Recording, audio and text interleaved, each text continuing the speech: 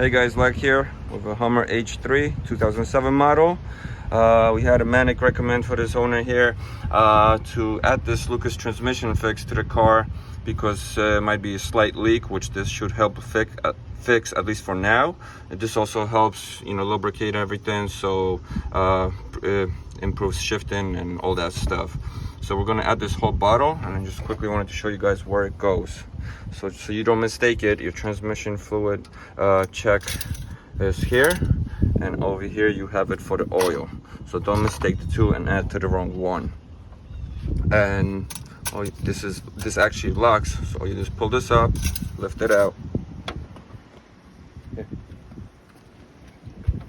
And this is also how you check your transmission fluid, how much it is. You have a level here, cold and hot, and also when you touch this you should have like a pinkish color.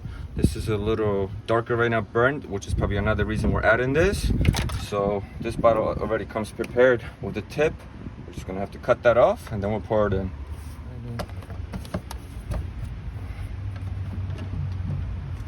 And we pour the whole thing in. And it said for badly worn transmission you might even need a second bottle, but this is just to help prevent a small leak.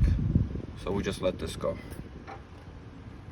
So once you empty it, I did cut it up a little thicker, bigger opening, because it is really slow. It's thick, so make sure you don't overflow it or we'll make a mess. But that's really it. We're gonna close this up, drive the car around, and then later you just test it and see if it improved, if it's staying. And you should also notice an instant difference in your transmission as well, guys.